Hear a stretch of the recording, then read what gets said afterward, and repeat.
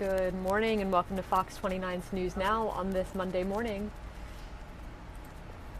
We're going to get started with some traffic news for you this morning. Get ready for more traffic delays in Center City. The Walnut Street ramp to eastbound I-76 is closing this evening. Fox 29's Lauren Johnson was in University City this morning to take a closer look at how traffic will be impacted.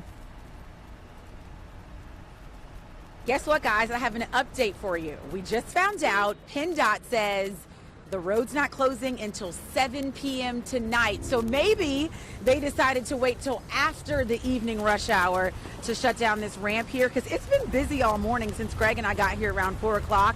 So the ramp closure, part of a much larger project by PennDOT. They're trying to rehab, repair, and then repaint the Chestnut Street Bridge over the Schuylkill River. So that connects Center City to University City in West Philly. The detour outlined there for you on that map. Kind of hard to see maybe, so we decided let's drive it out and time it out. So we pretended the ramp was already closed. We continued down Walnut Street. We went 8 blocks down beyond this ramp to 38th Street. That's when we took a left turn there. You keep straight on 38th, and you kind of stay on your left side, and 38th then becomes University Avenue. We didn't know that. We were confused, and then looking around for University Avenue, we second-guessed ourselves. We made a U-turn, realized that we were going the right way, and turned back around. 40-second delay, though. We kept straight until 34th Street, turned right, and then you follow the signs to 76. When we looked at the clock, 9 minutes and 20 seconds that detour took us, but that was at 3:30. No traffic. A little bit of confusion, but not a lot of people on the road, not a lot of pedestrians in this area, which we know really happens when it gets busy over here, right? We also took a shot from higher up just to show you guys. This is the area where it's all going down. Looks clear of congestion at that hour, but we can assure you it's going to look much, much different, I guess now, come tomorrow morning. Here's the deal. 25 days this ramp's going to be closed. So Friday, June 14th, roughly, is when it's expected to reopen. That's if the weather cooperates, construction goes as planned. But as soon as this opens, the Chestnut Street Bridge is going to close for 365 days. So people who live in the city but come over to University City or come over to West Philly or any of the hospitals, they're going to have to find a different way to get to work for the next year. What in the world?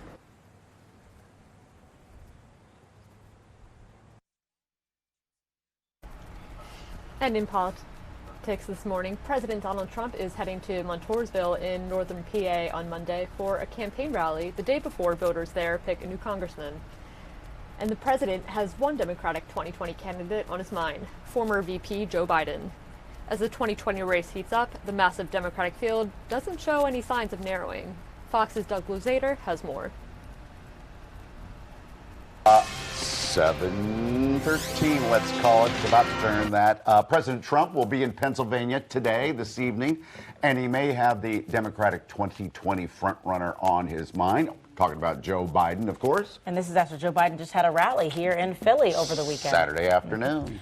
So as the race for the White House takes shape, the large Democratic field isn't narrowing down anytime soon, Doug. It's not. And look, Pennsylvania's the big battleground. I guess we kind of knew this would probably happen, but you got the president talking about a lot of these Democratic candidates, especially Joe Biden, because he's watching this nomination battle, but he's also keeping a close eye on the general election.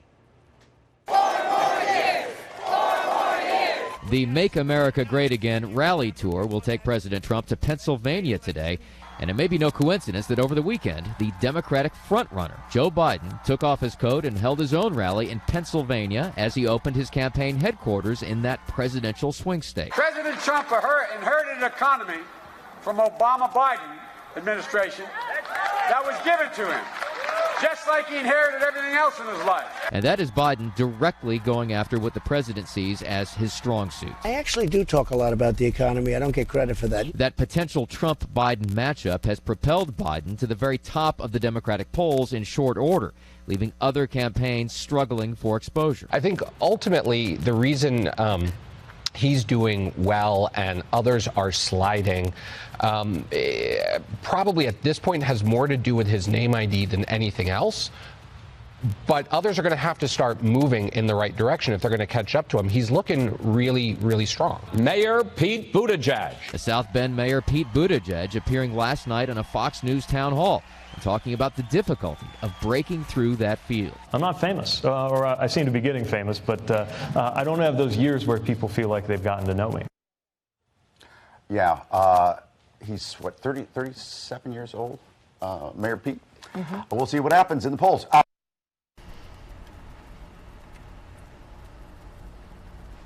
And in business news this morning, are you the king or queen of social media with a knack for writing and photography?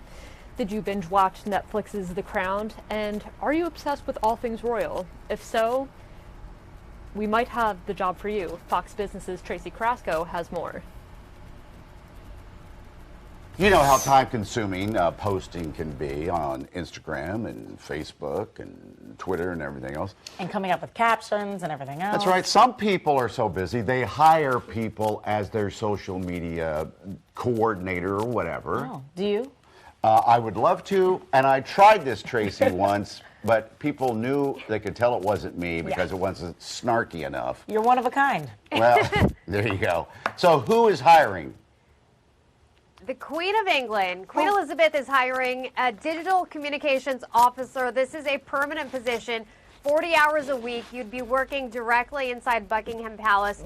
So the main purpose of this job is to create content for the social media platforms, the websites for the royal family. So directly you'd be reporting, answering to the Queen and tweeting, maybe putting out Instagram pictures, uploading some videos. This would be the function of the digital communications officer. Starting pay, though, about $33,000. You do get about 1 month worth of vacation days, free lunch. It's a great perk. So maybe you're a recent graduate, maybe you're really good at social media and always wanted to work for the royal family. Now would be your chance. The applications are accepted through May 26th. Well, so you can apply on the royal website or on LinkedIn. It'd be great. Yeah. You have to cover you don't have to cover the whole royal family, do you? Or just the Queen? No, I'm sure it's just a few. Just the yeah, Queen. Maybe the Queen. And the King. Or whatever his name is. Do you have to be British in order to apply, or can she hire an American? I don't think so. I don't think you do. Okay. You know, we get Lena that job. You know, the woman that helps us? Lena. Yeah. Now, did you part your hair down the middle today? I mean, you go one side, then the other side now. And it's bone straight. I did, yes. Yeah, I like it a lot. It is, yes. You look fantastic. Thank you. Looking wonderful. Thank you. All right. Jen. You know what we should do is get someone to be your social media person. It's a great idea. Because we do all our stuff ourselves. But you got to be able to make people think it's me. And that's the thing. So You know what I can mean? tweet and post like Mike? So you got to That's be the hard part. maybe a little off center. A little bit. And moving on to your Fox 29 Weather Authority.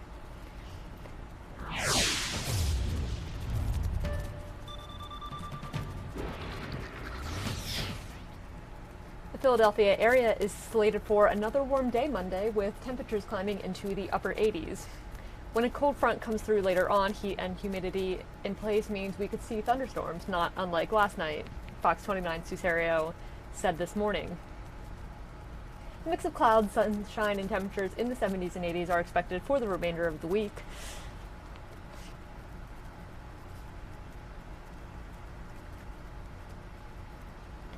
And here's a look at current temperatures in our area. 69 degrees in Mount Pocono, 78 in Allentown, 80 degrees over in Trenton, a very warm 82 degrees in Wildwood, and just a degree short in Philadelphia here. And taking a look at your 7-day forecast, again, sunshine, potential for some thunderstorms later today, and temperatures will knock off a few degrees by tomorrow. But for the rest of the week, we're seeing mid-70s, 80s, up to 87 this Sunday. But you'll notice mostly sunny for the week, so it is really starting to feel like spring. And don't forget to download the latest version of the Fox 29 Weather Authority app to have the latest forecast right at your fingertips.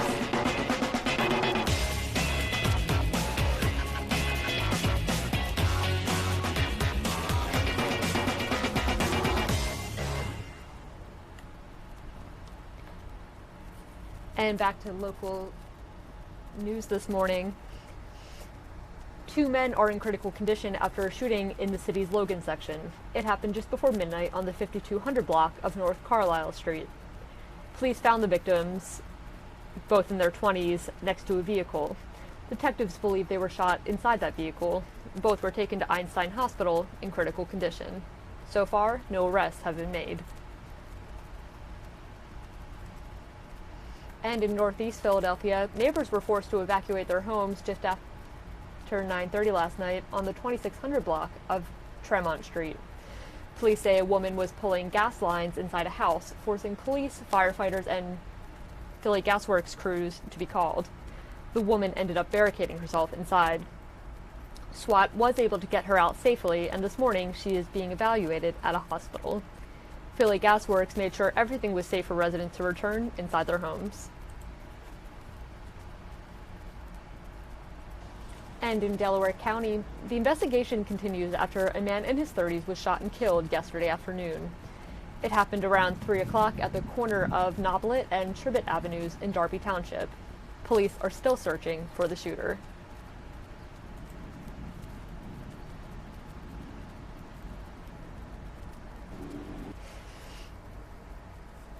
And in New Jersey, 2 men are behind bars after they were caught on video urinating on a memorial for a boy who died of brain cancer.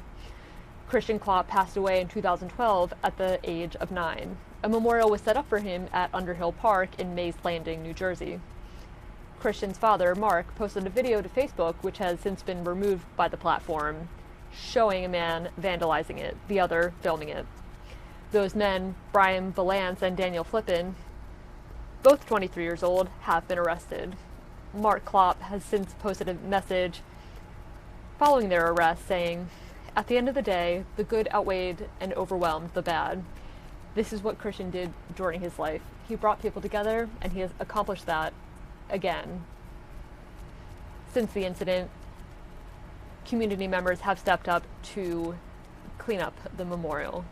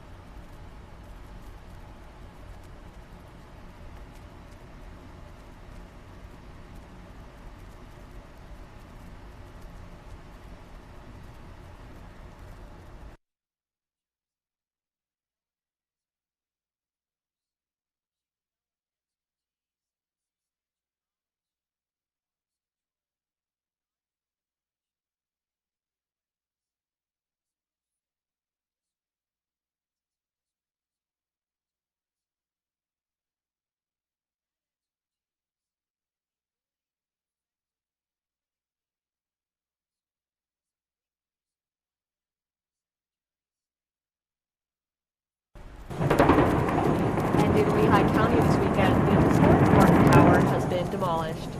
This was the scene yesterday morning as the building came crashing down. Within moments, that building that once served as the world headquarters for Bethlehem Steel Corporation turned into a plume of smoke within instance. A residential office and commercial complex will replace Martin Tower. While sad to see a landmark go, people are excited for what the new complex will bring. I think as the area continues to grow, I think it'll be opportunity for more jobs and certainly to help us continue to grow the Lehigh Valley.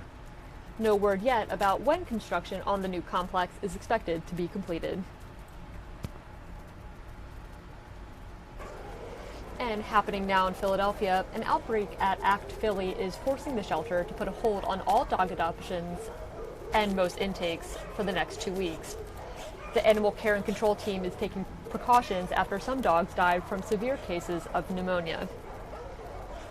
The shelter has yet to isolate the cause, but it's working to get new space away from its current kennel with the help of the Pennsylvania SPCA and Philadelphia's Office of Emergency Management to house a few incoming strays. Anyone who's able to donate, foster, adopt, or pledge or even donate supplies is encouraged to do so as the city works to tackle and collaborate to tackle this fast-moving infection.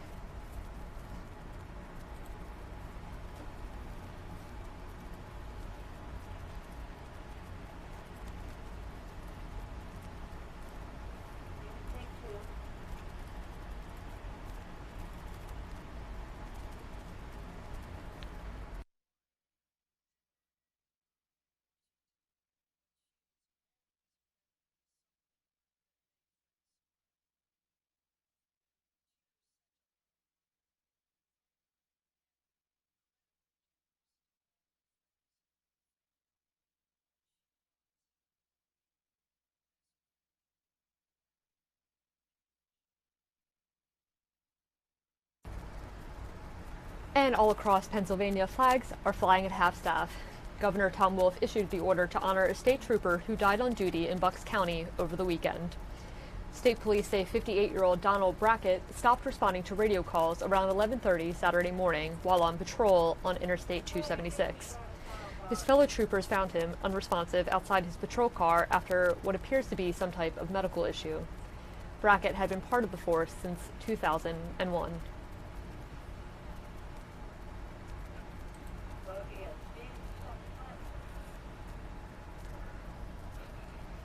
And on Good Day Philadelphia this morning, if you're caught in the middle of divorce and you're wondering how the pet situation is going to go, you're not alone. How a new law could change the way pets are treated during a divorce in Pennsylvania.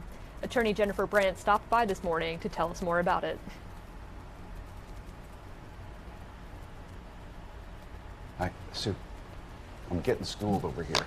Oh, excuse me. About? Is everybody ready to go? Yes, we're ready to go. Here we go. Divorce is never easy. And it doesn't matter if we're talking about the children, the house, the cars, the jewelry, whatever, even the pets. Yep. So, Pennsylvania State Representative Anita Astorino-Kulik just introduced a bill that treats our beloved four-legged friends more like children. Mm-hmm. The goal, trying to determine who is best fit to take care of the pet. Okay. Attorney Jennifer Brandt is there, almost a divorce attorney. You deal with divorce a lot. Yes. So let's go through. Who gets the dog or the cat or the parakeet, whatever? Here they are. Number one, whether the animal was acquired prior to or during the marriage. And that would make sense to me. Right, right. Because if it was prior to the marriage, it probably belongs to the person who had it prior to the marriage. Correct. Okay. And then the debate may end there. Number two? The basic daily needs of the animal. Now, what does that mean? Who's feeding it? Who's walking it? Correct. Right. Cleaning it, taking care of it, doing the day-to-day tasks that would be Number needed. three is kind of the same thing. Who generally facilitates the vet visit, and social interaction for the animal? In other words, petting it, taking it for its walk, and as Alex says, cleaning up the poop. And taking it to the vet, which can be a busy task. I mean, if you're depending on the animal. Let's say that Alex and I are married, but Alex had this little beagle, but I feed it and walk it, and you've kind of forgotten about your beagle. But what if it was my beagle, though? That might be something, well, these are all factors that a court could consider if this bill passes. It's different factors that the court can look at. So what trumps one versus the other? I would think that who owned it prior to the marriage would make a difference, but say maybe you don't want it anymore. A lot of people want their pets and fight over them, but then there are people that don't want to be bothered. So it really comes down to the facts. Like Alex, it needed a new dog tag, and I had to go down to and buy the dog tag. And the license for the dog. So when it comes to regulations and things, who's really keeping up with that? Who's taking care of the animal?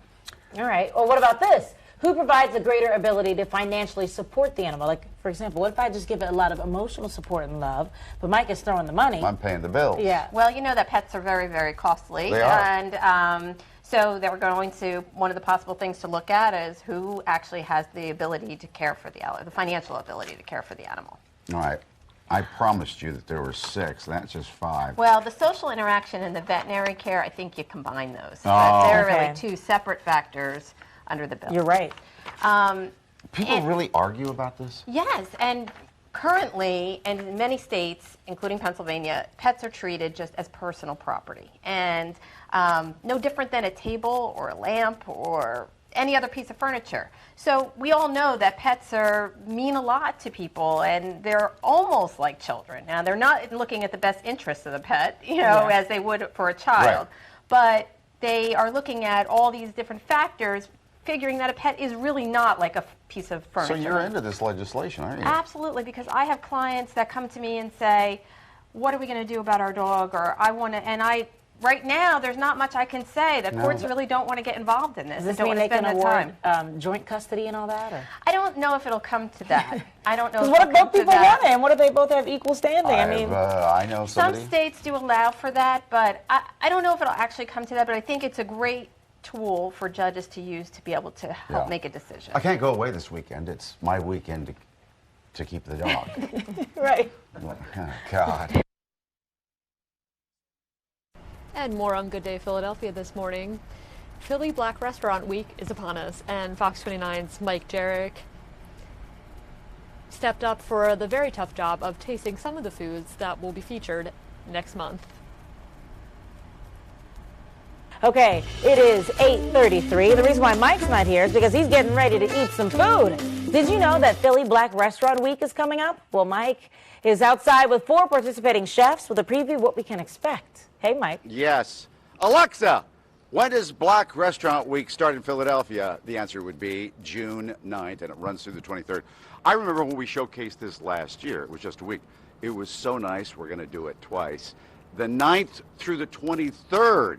So that's more than a week in June, starting in June. So we want to give you plenty of time to prepare for this. Good to see you. Well, as of right now, there's maybe 12 to 15 restaurants involved. By the time we do this on June the 9th, there's going to be plenty more. And we'll tell you about a website where you can find out which restaurant is involved. What's the name of your, well, first of all, who are you? Chef Kurt Evans from Booker's Restaurant, 5021 Baltimore Avenue. Baltimore Avenue. Yes. I follow you on Instagram. Yeah, it's a cool place, too. What did you bring in? We have this is our vegan jambalaya, but today I've added turkey andouille and shrimp to the mixture because you can add on to it. So it's our vegan jambalaya. And every entree, when you come into Booker's, you get as soon as you sit down at the table, you order entree, you get hand-cut chips. Would you say that Booker's is a vegan place? We have a lot of vegan-friendly options. Yeah, that's why I like it. Well, thank you. And by the way, everything will be on the menu for a restaurant. It's not just one of these items here. Hello, Chef. Hi. Tell me your name. Chef Carl Lewis. From? 48th Street Grill. Oh, yeah. That's on 48th Street. Good to see you. It's a pleasure. Originally from Jamaica? Originally from Jamaica. So is this Jamaica food? This is our Jamaican national dish. What I'm featuring here today is our haki and codfish, which is hare, with sauteed callaloo, again, which is a national vegetable, boiled green banana, sweet fried plantains, and fried dumpling. I've never had a boiled banana. I've had plantains plenty of times. It doesn't taste anything like a banana. No. So you taste a little bit of the haki, and Yeah. it'll give you an explosion. There may be an explosion. Yeah, that's really good. Great. Oh, hi, Majestic. Hello, how are you? Where are you the chef? I'm the chef at 720 West Bistro.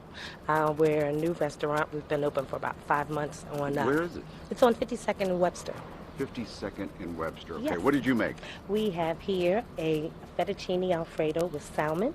We have some sauteed spinach and tomatoes, as well as a kale salad with roasted red peppers and sun-dried tomatoes. Okay, I'm going to sample that, but I'm not going to do it on camera because there's so much going on there, and trying to do spaghetti or fettuccine. Yeah, we don't want you to make a mess. So again, Philadelphia's Black Restaurant Week starts June the 9th through the 23rd. Thank you all very much.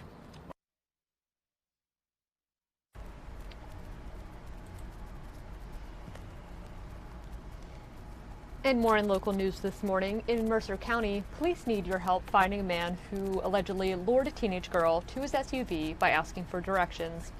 He then allegedly showed the child porn on his cell phone. And that's not all.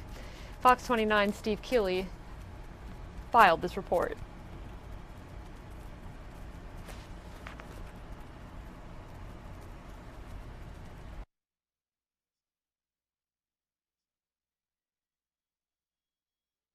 Scary. It's really close to home. Something like that close happening. I have 2 young girls, so that's terrifying. I've definitely never let them out alone, and that shows that you really can't anywhere. And it just shows if she would have got closer and he could have just grabbed her and been gone. It's a split second. That's all it takes. I try to teach my 3-year-old now that you can't believe or trust anyone. They could say anything to you and try to bribe you, you know.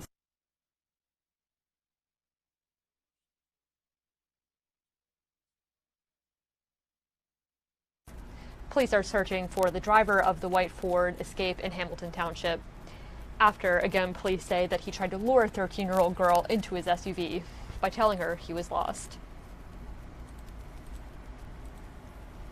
If you recognize this car or have further information about the case, you are urged to contact police.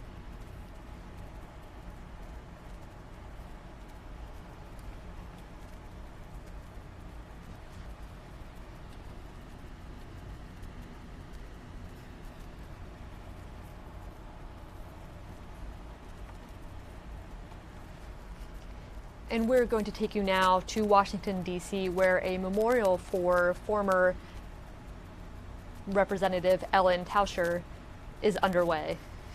Stay tuned.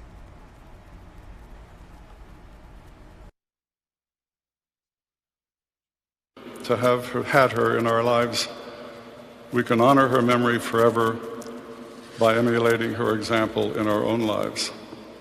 Thank you, Helen, and may God bless you.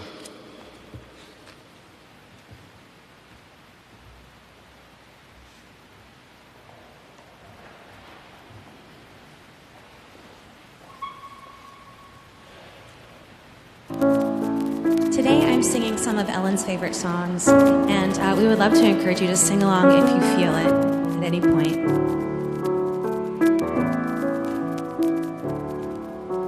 I will remember you. Will you remember me? Don't let your life pass you by. Weep not for the memory. I'm so tired, but I can't sleep. Standing on the edge of something much too deep.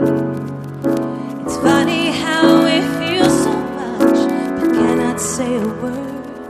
We are screaming inside, but can't be heard. And I will remember you. Will you remember me? Don't let your life pass you by. Weep not for the memories.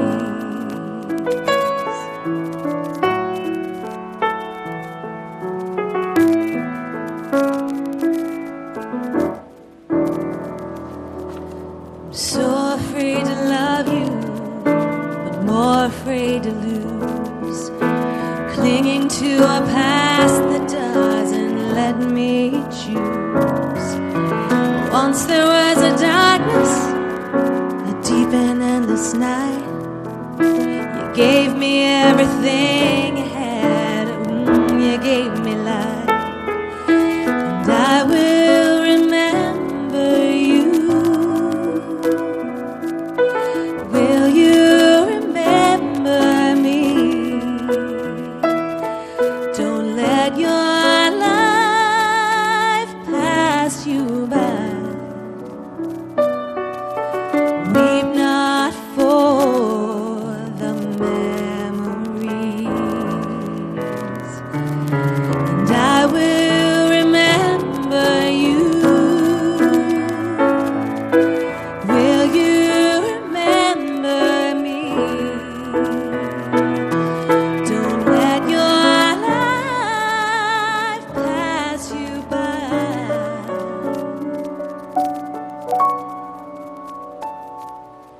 Weep not for the memories.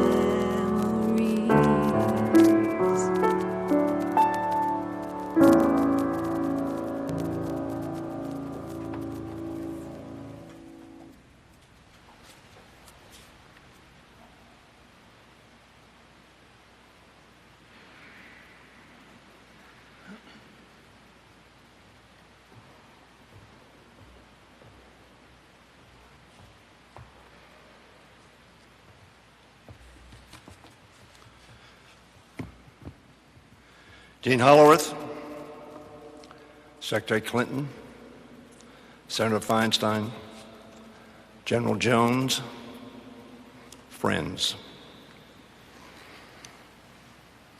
Catherine, the love of Ellen's life, Catherine. Her sister Kathy, her sister Sally, her brother Jack, and their families, thank you. Thank you for letting us cherish your mother, your sister, your aunt, and sharing her with us. You were her rock and her touchstone. Ellen, as all of us know, had a deep sense of family, and her roots, which I know came from her parents, John and Sally O'Kane, both of whom were the children of immigrants from Northern Ireland, Belfast, to be specific. Her father, John, who was a Navy veteran, from time to time traveled back to the Emerald Isle, which he called, in typical Irish understatement, the Promised Land. After returning from service in both the Pacific and Atlantic, he and Sally raised their children to cherish the American principles of hard work and honest labor. Sally O'Kane was an example for Ellen of a successful working mom at a time when many moms were staying home.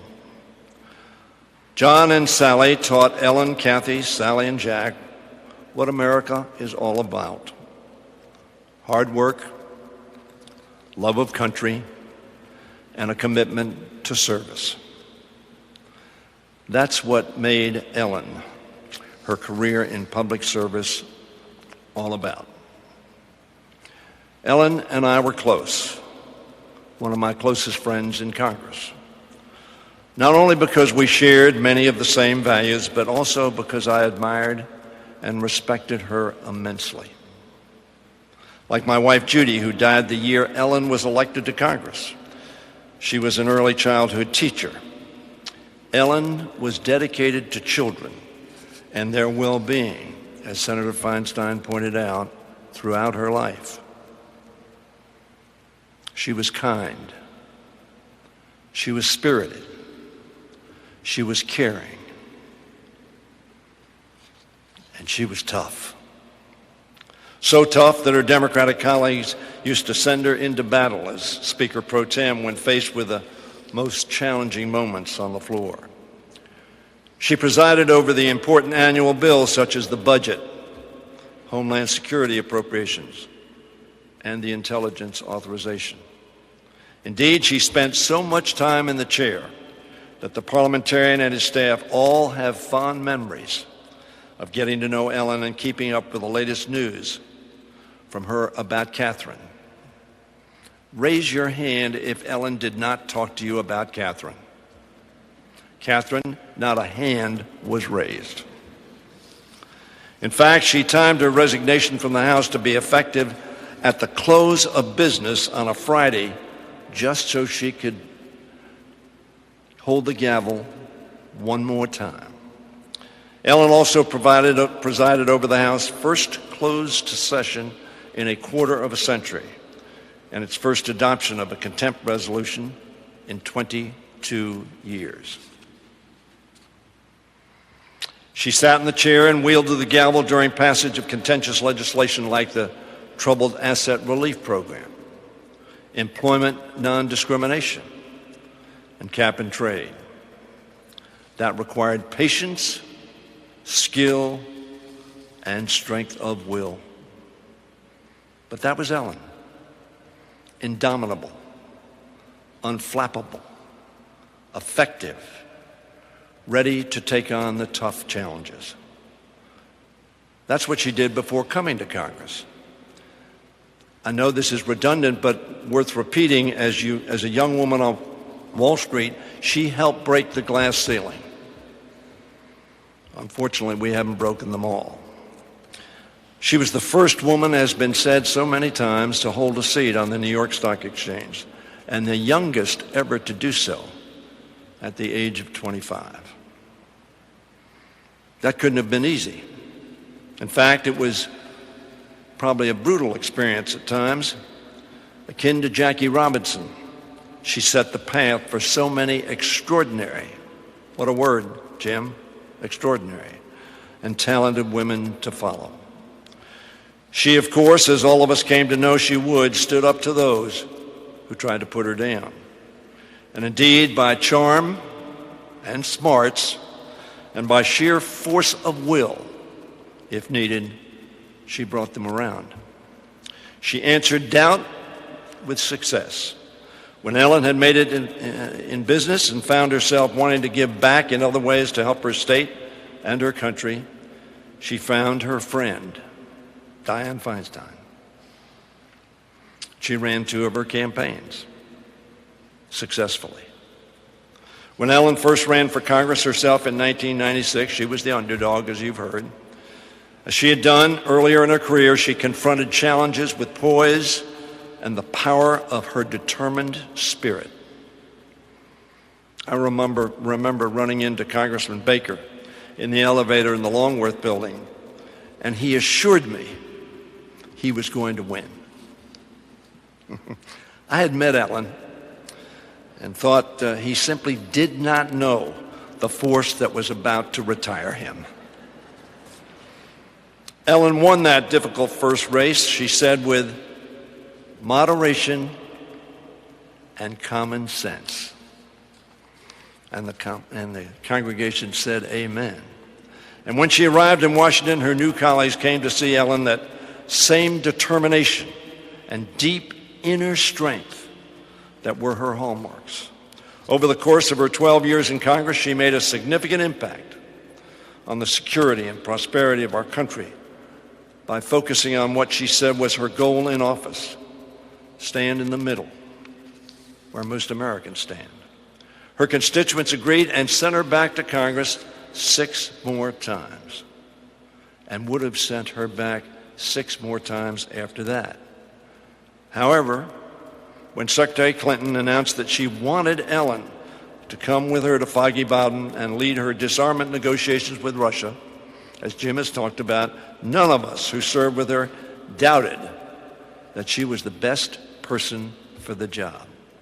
Well done, Madam Secretary. We were, of course, disappointed to lose our colleague. I was particularly sorry to lose her daily advice and counsel. And, of course, Catherine, sad that I was losing her daily presence.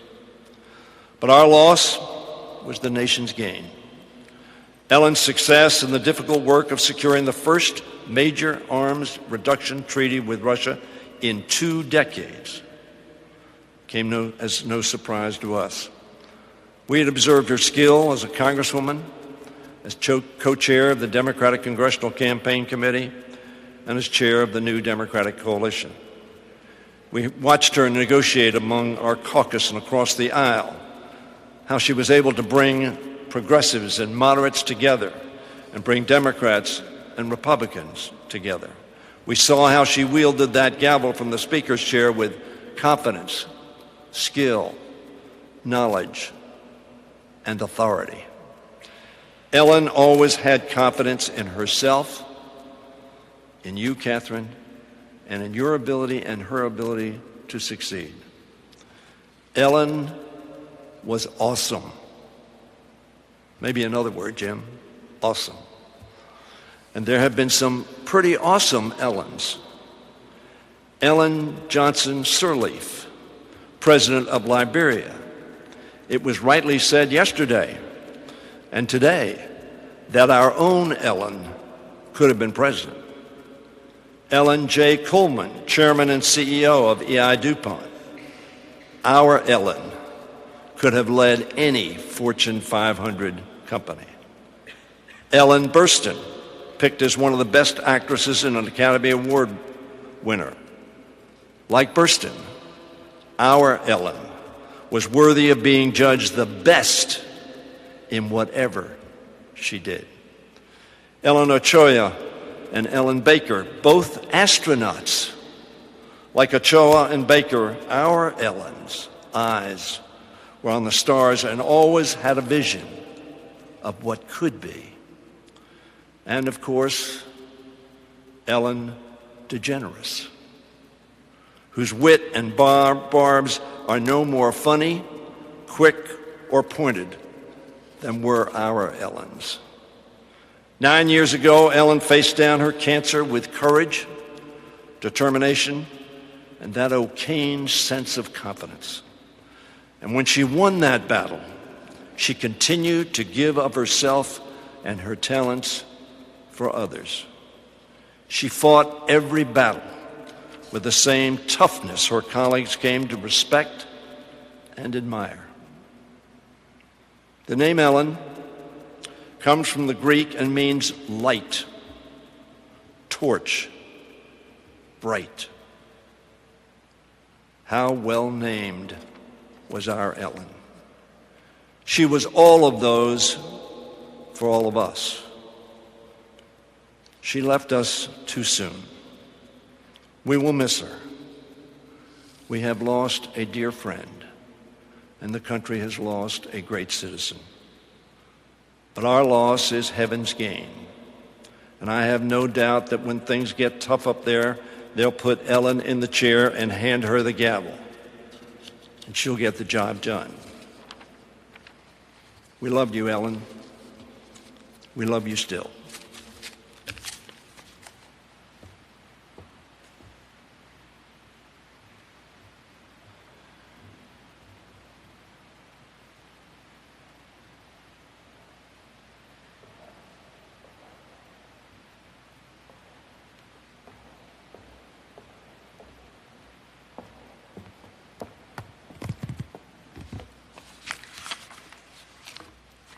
The poet W.S. Merwin wrote, "Your absence has gone through me like thread through a needle. Everything I do is stitched with color.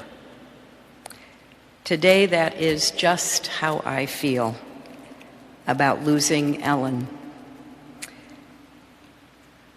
To Catherine, to Kathy and Sally and Jack and the extended family, to friends and colleagues of Ellen's, I so wish we weren't here. I wish instead we were somewhere with Ellen, planning the next adventure, having fun together, listening to her stories about the cruises that she took, about her nieces and nephews' weddings and graduations, about Catherine's sick dog that worried her so much, about every accomplishment that her beloved Catherine achieved. But we are here, and it is time to remember and to promise that those remembrances are not just looking backwards, but forward as well. Remembering Ellen's voice in our ears, her encouragement, her absolute devotion to helping those whom she loved and cared for see their way forward. I was always a little in awe of Ellen, not only because of her big brain and her amazing personality, but because she was game for anything. A successful businesswoman, an accomplished politician, an effective diplomat and public servant. It didn't matter what the stakes were. It didn't matter whether anyone had ever tried to do it before. No project was too big or too small. When you called Ellen to say, "I had this idea," her answer was always a resounding, "How can I help?" And when you had Ellen on your team, you knew that she was going to make everything she touched that much better. Ellen took her responsibilities seriously, but not herself. She was a great friend and a ready sounding board. During our years of friendship, starting back when I campaigned for her in her district, through our last visits together at my home in New York just a few months ago, I was always uplifted and energized by her optimistic, positive spirit. During long hours on the campaign trail, when she helped me start Onward Together after the 2016 election to support the extraordinary outpouring of activism and organizing, and most of all at the State Department, I felt so lucky to be by her side. President Obama came into office in 2009 with specific ideas about reducing the risk of nuclear warfare and weapons of mass destruction. As Secretary of State, that fell under my purview. And I was given free rein by the President to select my own team at the State Department, something I'll admit I negotiated for very hard. And as I thought about who would fill this position, only one name kept coming back over and over again. There was no one better to take on this project for this new president and our country than Ellen. So Ellen became the first woman ever to serve as the Undersecretary for Arms Control and International Security. It was a natural fit. She spent years in Congress chairing the Strategic Forces Subcommittee on the Armed Services Committee, or being its ranking member. She had a deep knowledge of the National Nuclear Energy Labs. She understood the challenge and danger of nuclear weapons like few others did. And not only that, she had the political savvy to negotiate and save a treaty that would advance America's national security. So she was one of the foremost experts in our country on arms control. She believed, as has every president from Eisenhower to Obama, that by constraining the nuclear forces of potential adversaries, we're making the United States safer. And when she led negotiations on the New START treaty with Russia, there was no one more qualified or determined to achieve that goal. Now, if any of you have had the experience of negotiating with Russia, as I have, you know there is no such thing as a feminist on a Russian negotiating team. So the fact that they were dealing with Ellen was first a curiosity and then a challenge. And believe me, Ellen did not make it easy. She was as tough a negotiator as we could have had. As Jim Jones just related, the treaty negotiations got deadlocked. It didn't look like they were going anywhere. Our technical experts were discouraged, and a lot of people in the administration were wondering whether this would come to fruition. Ellen had a strategy, as she always did, about how the deadlock could be broken.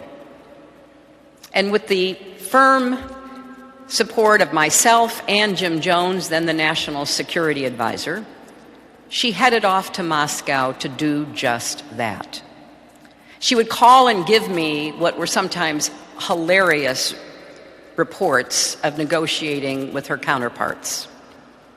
She would literally follow them, not letting them out of her sight, making it clear she wasn't going anywhere and neither were they until they negotiated this treaty. But she also used that incredible charm of hers, before which I have seen both men and women just melt. And as she was negotiating with some of these tough-talking Russians, she would just open those huge blue eyes of hers and basically say, now you know we have to do this. And the result was a historic win for the world that not only improved America's security, but also reduced the chances that the United States and Russia together could destroy all of humanity. And then Ellen went to work on the strategy for ratification. It was one thing to negotiate with the Russians. It was something else to get the treaty with a 2/3 vote through the Senate. She had me call every Republican senator, not once, but several times. She had talking points about what to say to each and every one, even the most stalwart opponent. As Diane said, she suggested that her dear friend, Senator Feinstein, go with John Kyle, a less than enthusiastic supporter, to try to work out some of the details together. She was in the thick of it. And then she was diagnosed with esophageal cancer.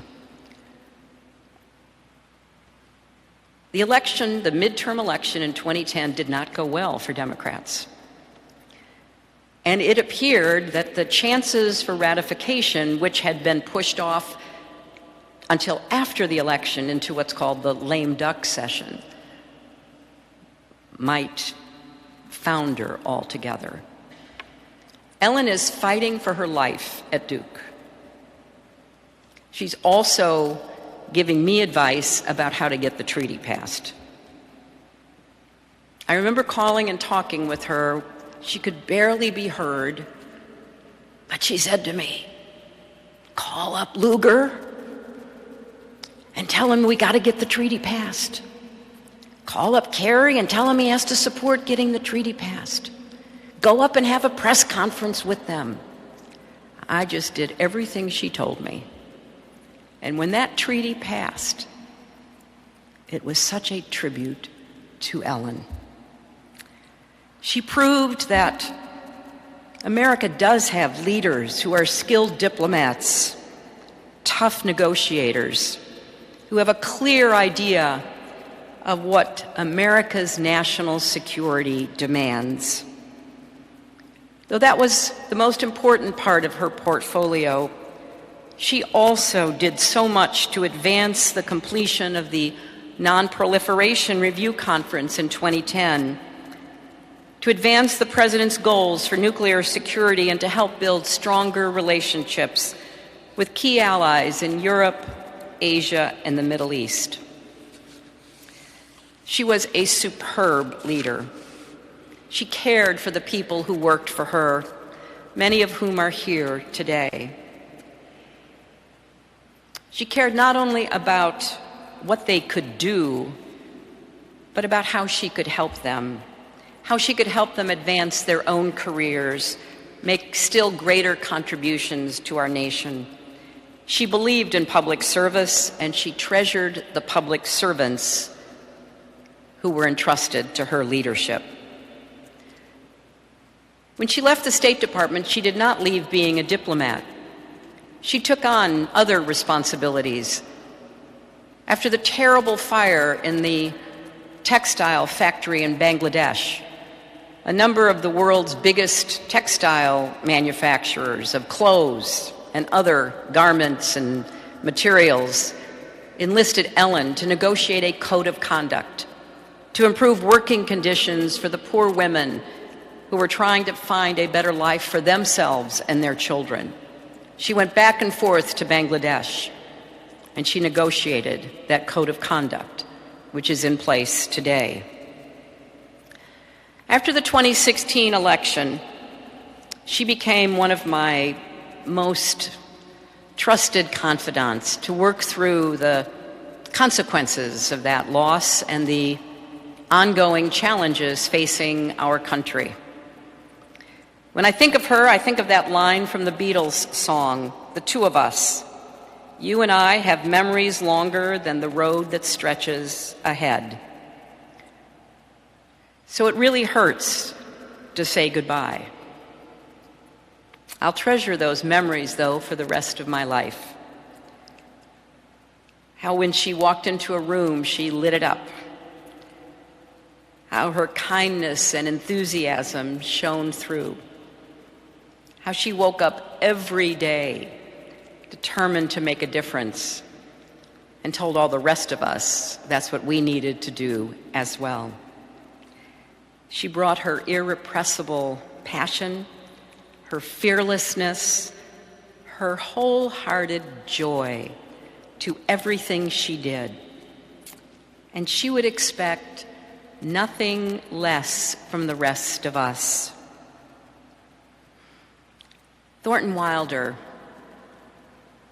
wrote, "There is a land of the living and a land of the dead, and the bridge is love, the only survival, the only meaning." Goodbye, dear friend. We loved you, and we will miss you more than words can say.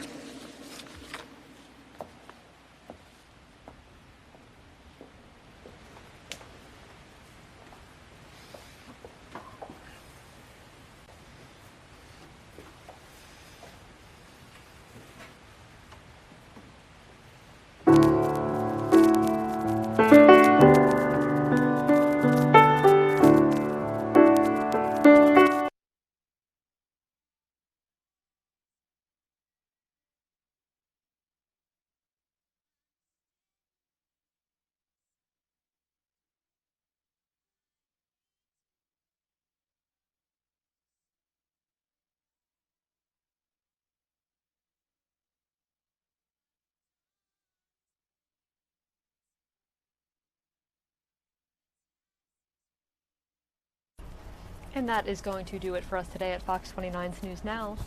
Be sure to catch us again, same time tomorrow, 10 a.m., and follow Fox 29 at fox29.com, our mobile app, as well as Facebook, Twitter, and Instagram for the latest breaking news. And thanks for joining us.